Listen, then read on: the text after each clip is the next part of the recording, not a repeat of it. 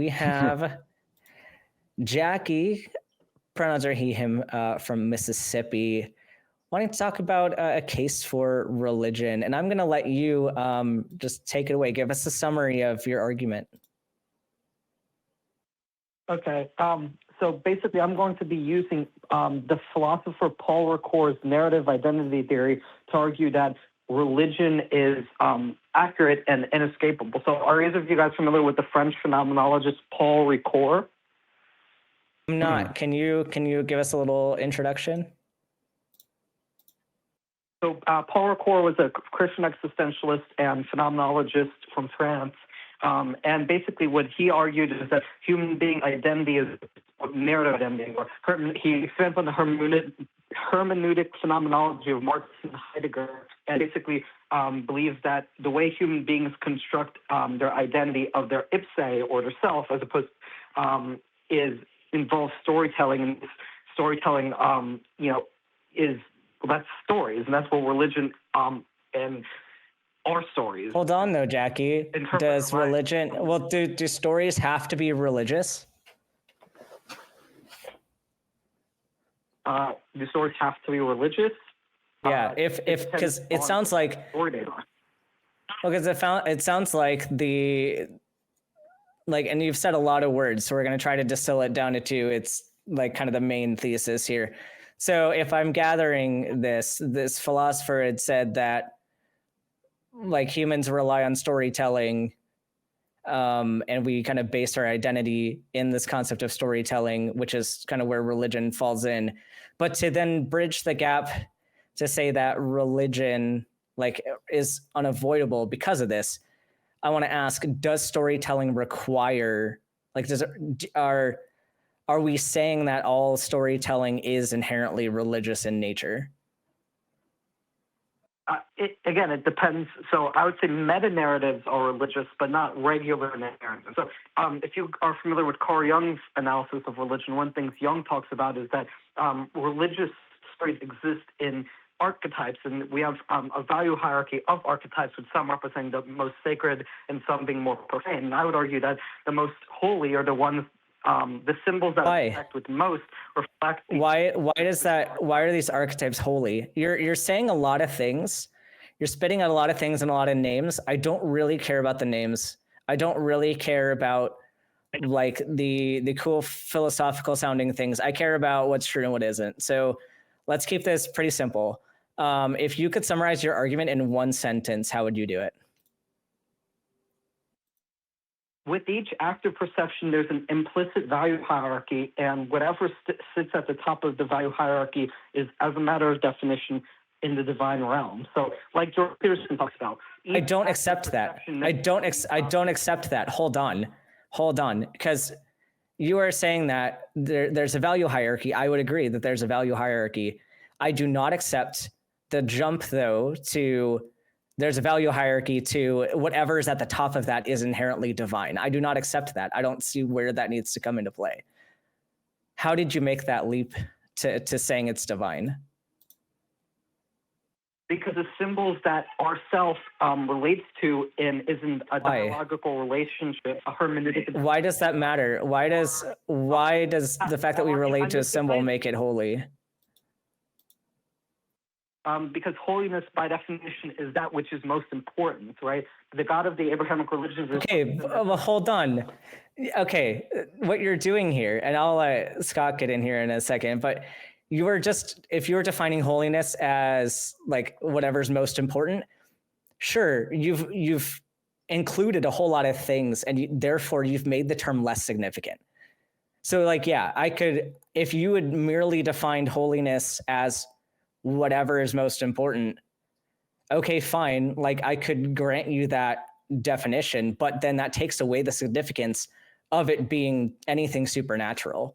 Because if we have any society that has like different importance depending on the hierarchies that they have, you'd have very, very different things taking that top position. And you could have a secular society that has something in its highest importance, such as the reduction of suffering. That's of highest importance, I would say, in a lot of secular humanism. I do not like under your definition that would still be defined as holy, but I think you're defining holiness to be so broad that it could encompass really anything, depending on subjectively how we look at it. So I'll let you respond quickly, and then I'll let Scott get in here.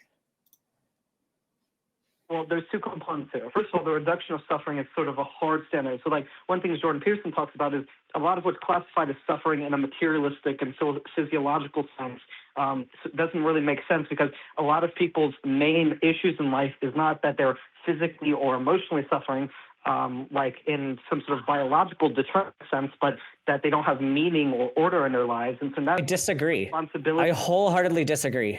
I disagree with that statement, because a lot of that meaning and stuff, like that stuff is great, but that all kind of breaks down when somebody doesn't have enough nutrition. Like if somebody doesn't have food or a sense of safety, like the basic needs at the bottom of the pyramid, like it's very hard to even think about those concepts of meaning in other ways. Like especially if you are so malnourished that you don't have any energy to get yourself off the fucking ground because your muscles are so atrophied. Like, I don't think there's much that you're thinking about in terms of like meaning and hierarchy of like holiness or whatever we're getting at with that. I don't accept that argument. Scott, do you want to jump in here? Yeah, sure. I just want to rewind a little bit here. Are you saying that that religion is something that people should embrace because it is part of their identity or part of their storytelling aspect of their personal nature? Or are you saying the result, what's going to be the last sentence of your proof here? Is it going to be that therefore we should be religious, or therefore the religious claims in religion are true? I mean, are you making that connection, or are you saying people identify through storytelling, people's storytelling reveals their values, and whatever's the most valuable to them, we're going to call that holy? Is it? First of all, we need to define what is true. So that's thing one. And second of all, I would argue that like where Core talks about, a hermeneutic relation of the symbol to the self is in the human condition. I don't think you can ever escape narratives or meta-narratives. I think the postmodern claim that there are no meta-narratives is essentially wrong, because... Jackie, you're jumping around. Go back to the question. Go back to the question we asked. Are you supporting religion as an institution, or are you supporting the claims that religions make about God? I mean, what distinction are you making? That's sort of a distinction without a difference. Well, there's a difference between a belief or a collection of beliefs and then reality. I mean, people can believe certain things. People can frame their identity in certain ways. People can go about their day keeping certain things in mind that we might call that religion: practices, rituals, rites, activities like gathering together, things like that. Some people argue that can be an important part of the human existence, the human procedure. But what I'm asking, the idea of the actual God claims being true, in other words, is God really a thing? Those are two separate questions, and I'm just curious as to which question you're addressing. I'm asking you how you define true. You're asking me what? The Newtonian definition of truth, or how do you define true? Things that I tend to go with the correspondence theory of truth, and that is that things that correspond with reality are true. If a statement about reality matches the actual facts of reality, then I would consider that statement to be true. So true or false would be a classification on statements about reality, and if those statements match, then they're considered true. And yeah, I would argue the claims of the Abrahamic religions, the Judeo-Christian tradition, is true in the sense that there is order in the universe, there is meaning people aspire to, there's a call to adventure. That's not that's not what we're asking. That's not what we're asking. Because if you're using that to, like, of course, anything that you read, like any story that you find, yeah, there's going to be some grain of truth in it. That's not what we're asking you. We, under what you're saying, we could decide that literally any book in this reality is true. And I don't think many of us are going to sit here and argue that Harry Potter's a true story, and that actually happened. Would you, under the definitions that you've given us, would you say that Harry Potter is true? Well, assuming we're using the correspondence theory of truth, no, I don't agree. I don't agree. Harry Potter is true. I think, that's, okay. So there are some stories. So there are some stories that are not true in the sense that they do not correspond with reality. Do we agree on that? Yeah, under the correspondence theory. Yes. Okay. Definitely. Okay. So now we have some stories that are true and some stories that aren't true under that definition. If you were suggesting that the Judeo-Christian scriptures are true in that corresponds with reality, how would you say that those books fall in the true category and not in the fictional category? Are you saying that they are true? Because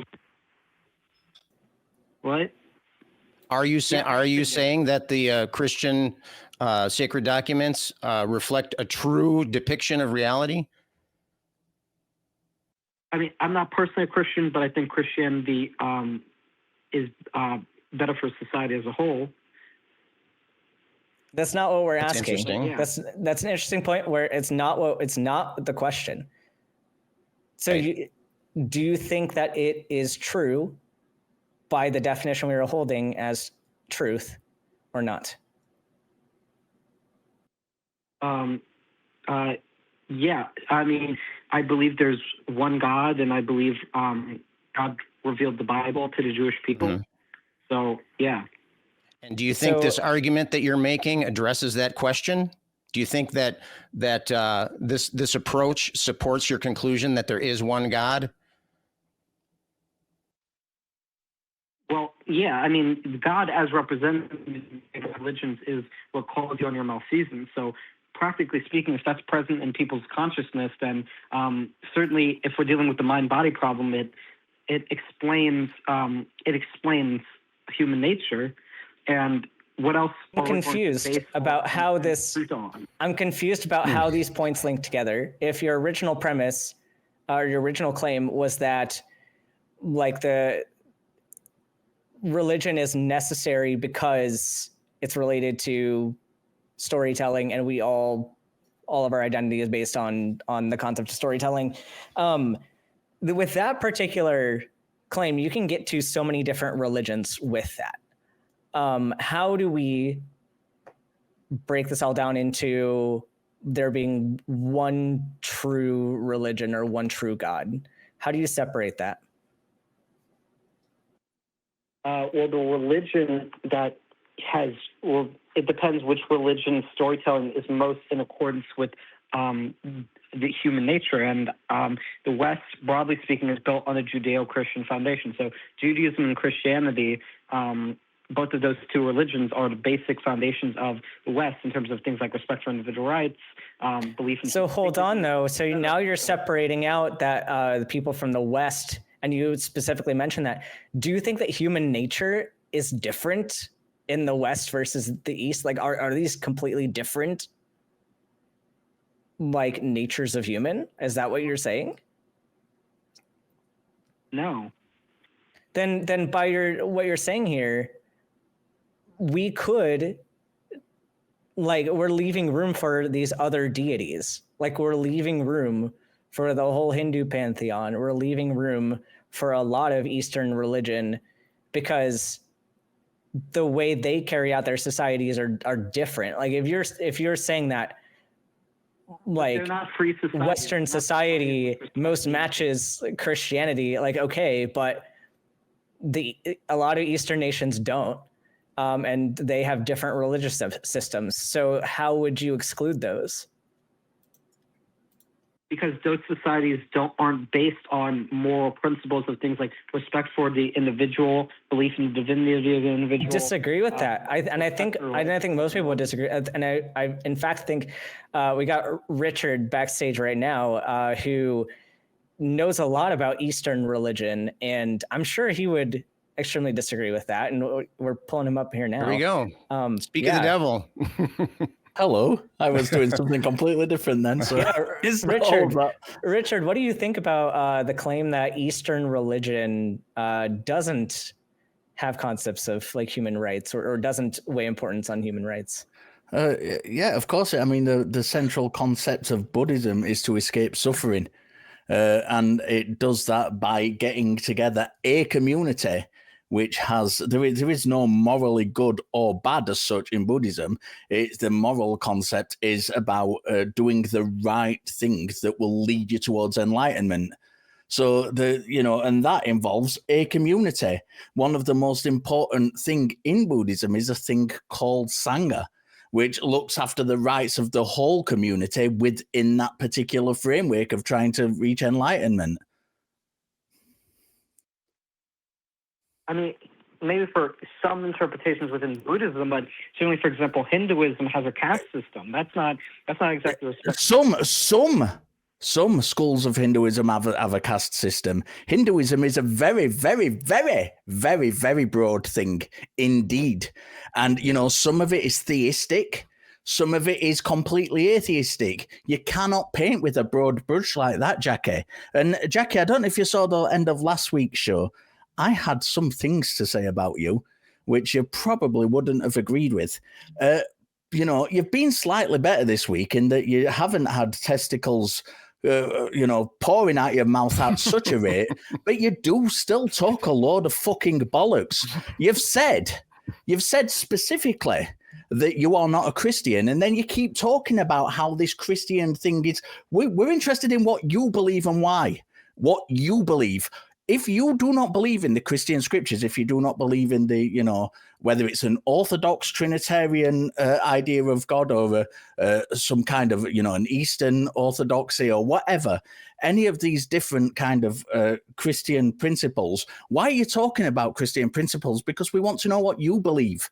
You have this habit, Jackie, of running all over the place. In fact, I was going to say this at the end of the show. What I actually wrote down, and this is word for word, when I was going to give my appraisal of your call of Gishe, Gishy, Gishe, Gishe, Gishy, Gishy, Gallop, therefore God. And that is literally what you do. You spew out so much stuff that isn't coherent. It's not even internally coherent. And then at the end of it, you say, therefore God. That's not what we want on this show. We're not interested in that in this show. We're interested in why you believe God exists. So we don't need, if you're not a Christian, that's fine. We don't need to talk about Christianity. If you don't know, if you know or know very little about Eastern religions, which, my appraisal of what you've just said, you don't know that much about them, don't fucking mention them. Mention what you believe. Talk to these two wonderful gentlemen here. Talk about what you believe and the reasons why you believe it. You do not have to invoke things that you do not believe. I'm out of here. I'm leaving it to these two guys. Behave yourself or I'll drop you. Or send Richard back to the basement.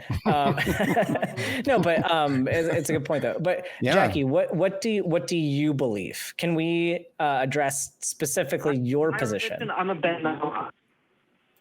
Ben Noah. Okay, say that again. What? Ben Noah. Ben Noah. I'm not familiar with that. Can you explain what that is? So basically, Gentiles who believe in Orthodox Judaism. Okay, so you're not a Christian, but you think the Christian religion has it correct? Is that right?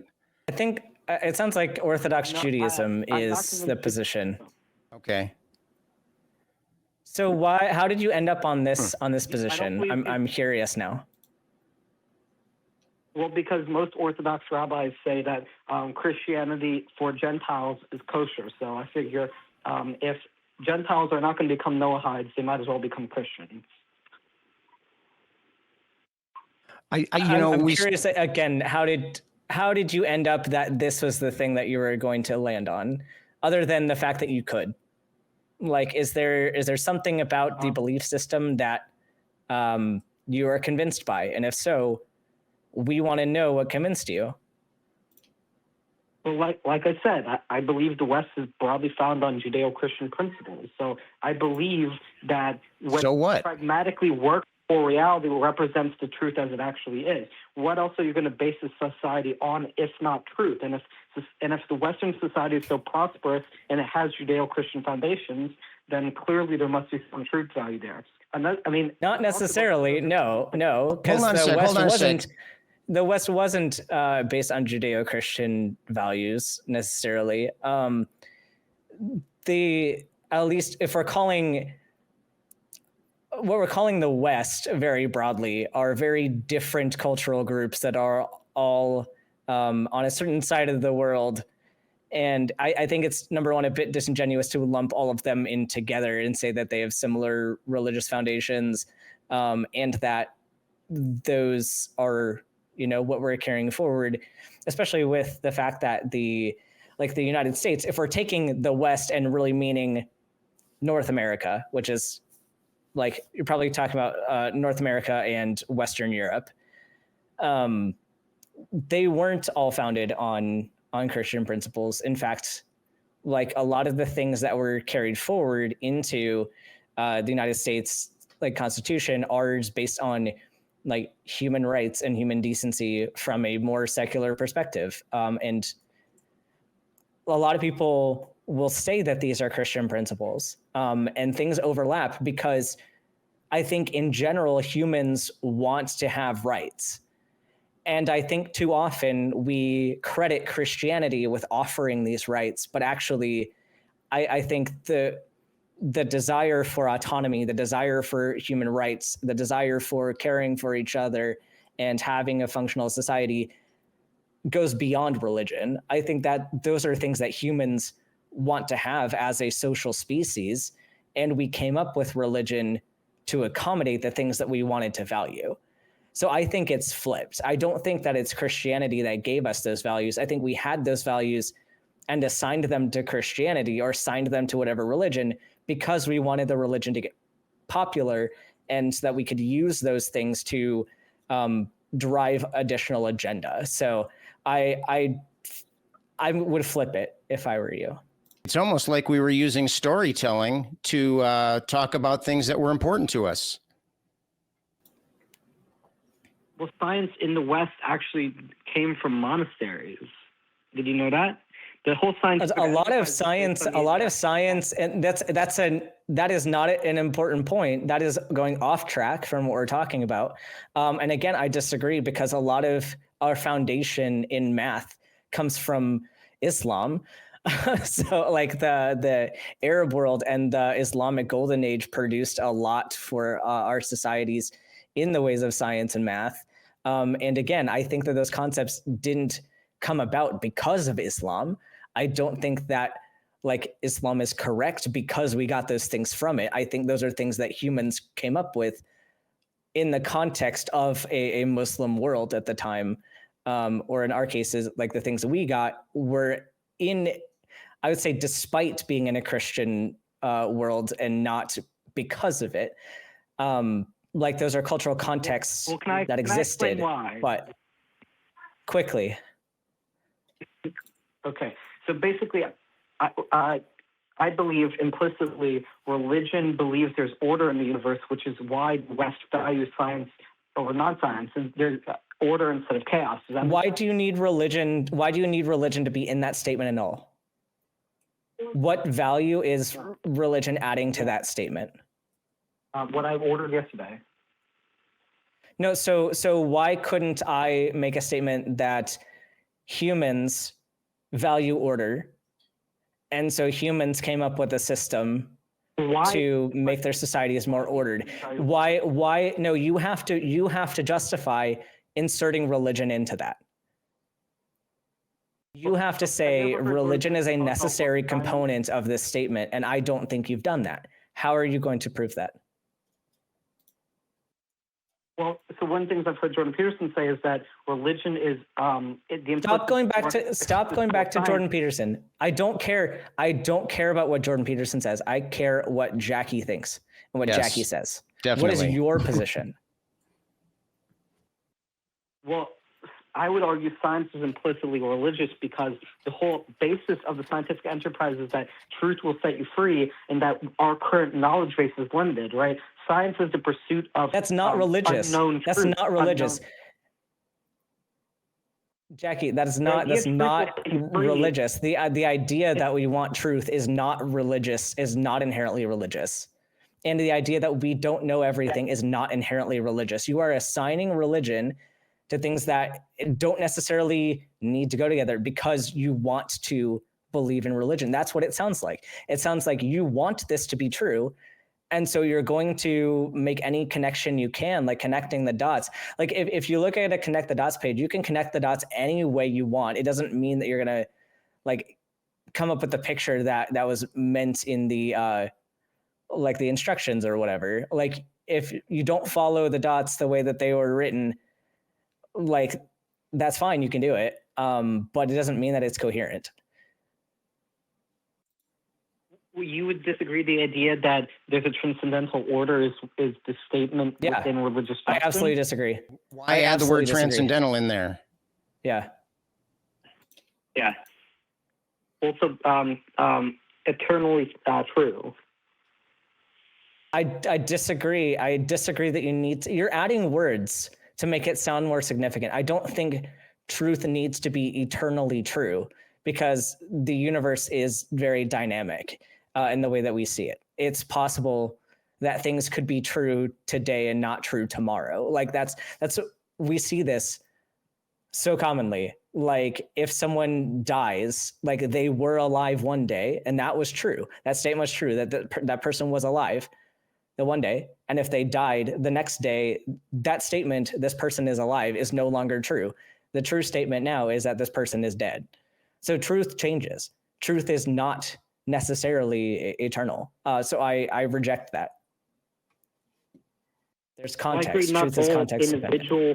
Individual facts are eternal. I'm just saying truth with a capital T is like I don't see a distinction between those. Reverence.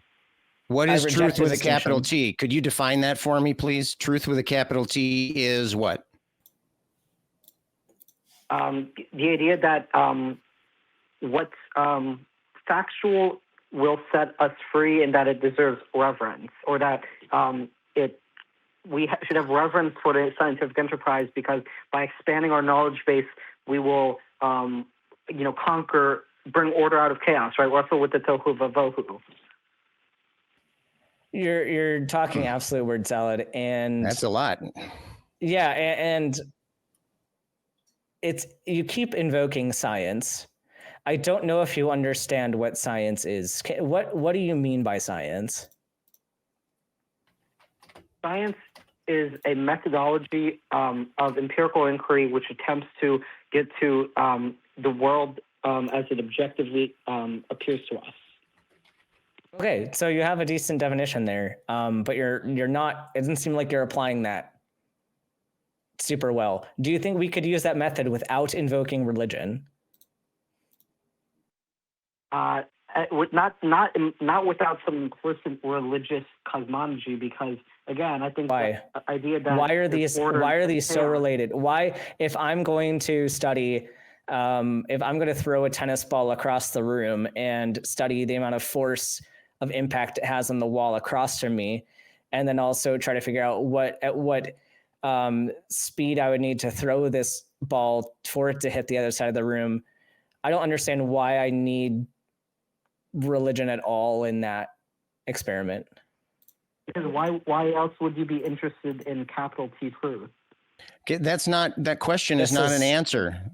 Yeah, I was not. I reject that there's a difference between capital T truth and whatever else. Like, I would say truth is truth, and there isn't a reason to separate these out. I think it sounds like you want to separate them out because it sounds fancier and allows you to smuggle in these ideas. I don't accept that difference. So if I don't accept that difference, how would you convince me that religion needs this much attention? Like you keep asserting these things, and I want you to get to a point where you understand you're sitting in front of, like, hypothetically sitting in front of two atheists here who do not accept your claims, and instead of just redefining things in a way that people really don't agree with, how about you try to convince us that what you're saying is actually legitimate? Like, try to appeal to our understanding on that. I'm just saying the reason implicitly that you care about truth is because you have an implicitly religious understanding of the universe as a whole, and your subconscious and your psyche. Right? This sounds like this suppositional shit. This is because you're saying that I have an implicit interest because I have an implicit interest. That's meaningless to me. I reject that. I would still love if we not circular. How about this? Can you explain why should an atheist care about the truth? No, we're not. Richard, your mic's hot. Richard, do you want to come? I feel like Richard wants to come back up. Richard's itching to come back up. Yeah, I am. Don't, why are you asking us questions instead of answering them? It's really, really simple. You're having a conversation. Are you incapable, Jackie, of having a conversation? That's my one main question to you. Right. Stop. If you are capable of having a conversation, you should be aware of how conversations work. You are asked questions, you respond with an answer. You don't respond with an entirely unrelated question, okay? So my hosts are trying really, really hard to have these conversations with you. I'm, as you can probably hear, fuming back here, getting frustrated, probably mirroring a lot of what what this audience is thinking when they're listening to you. It's really, really frustrating. It's really frustrating. Please just try and answer the questions. I'll be quite honest with you. I'd never heard of you before last week. And there were so many comments on last week's show saying, this guy is banned from all other shows. I am willing to give you airtime, Jackie, if you are willing to have honest conversations. I don't want to hear Jordan Peterson's name again. Just don't mention Jordan fucking Peterson. It's irrelevant. I want to know your opinion, your answers to my host questions, specifically in relation to your religious beliefs. That's it. We don't have to go to we don't need to know what Jordan Peterson thinks about anything. If you want to hear Jordan Peterson mentioned on the show, get him to fucking call the show. I don't want to know your opinion on what he thinks. Okay, so I'm jumping out again. I'm going to turn my microphone off this time so you can't hear me cursing at you. And I'm going to let you continue talking with the hosts. Yeah, I'll give you one more chance to give us a good reason to keep having this conversation. And if we can't engage, then we will move on. What you got? Well, what I'm trying to argue for using the evidence throughout history is that the reason that religion is necessary as a prerequisite for all scientific knowledge is that the reason to value any given act of perception over other acts of perception, or why any one cognitive form of focus is more important than another form of cognitive focus, is because you have a hierarchy of values, and at the top of the hierarchy of values, I just told you, Jackie, I just told you why I rejected all of that. We already told you why we reject all of that. And instead of going back through that argument all over again, we're just going to hang up on this call. So I hope you have a good rest of your day and can kind of think through everything. But just bringing up all the points that we had just said we don't accept, it does not by any points